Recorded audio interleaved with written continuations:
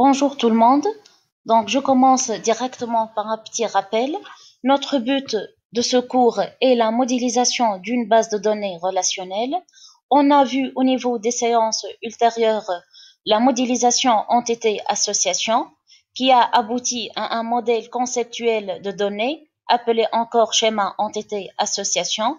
À partir de ce MCD, on a appliqué plusieurs règles de transformation pour aboutir à un modèle relationnel dit aussi schéma logique de données. Pour cette séance, on va voir une petite application pour illustrer le passage du modèle conceptuel de données vers le modèle relationnel.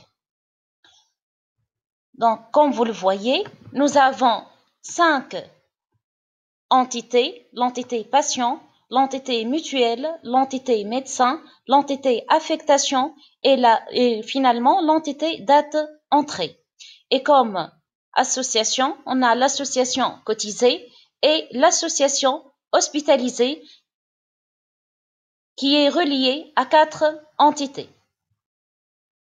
Pour passer au modèle relationnel, on va commencer par appliquer la première règle. Cette règle dit bien que toute entité est transformée en une relation ou encore dite table. Les propriétés de chaque entité vont devenir des attributs des différentes tables. Ainsi, on va générer la table patient, la table mutuelle, la table médecin, donc comme vous le voyez, la clé primaire, donc médecin c'est le nom de la relation, numéro de médecin c'est la clé primaire de cette relation, de même donc affectation et la date d'entrée. Maintenant on va revoir notre modèle et on va s'intéresser aux cardinalités. Donc pour la relation cotisée. Donc, on voit que patient est relié par une cardinalité 0,1 et mutuelle est relié par une cardinalité 1n. Donc, voici la règle qui s'applique. Donc, cette règle explique que la clé de la table basée sur la cardinalité xn va migrer vers la table patient, qui est basée sur la cardinalité 0,1. Ainsi, on va ajouter la clé étrangère au niveau de la table patient, donc c'est numéro mutuel qu'on va ajouter. OK? Maintenant, on va s'intéresser à la relation hospitalisée. Donc, comme nous l'avons déjà dit, c'est une relation qui est reliée à plusieurs entités. Exactement, ici, on a 4 entités.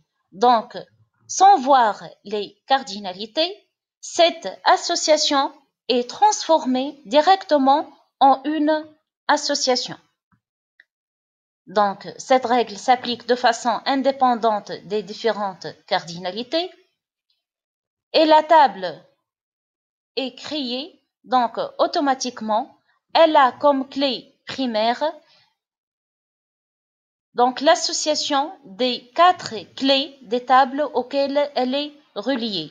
Donc, nous avons le numéro de l'affectation, le numéro de patient, le numéro du médecin et la date d'entrée. OK? Donc, ici, on peut voir qu'on a une entité particulière, date entrée, qui est formée par un seul attribut qui est en même temps la clé de cette entité.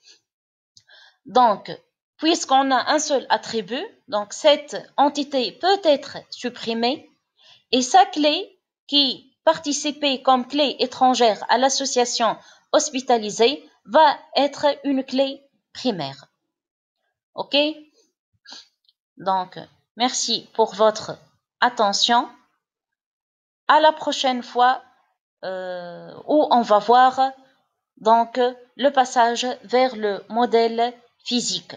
OK? Et on va voir donc la création réelle des tables de notre base de données. Je vous remercie encore une fois pour votre attention.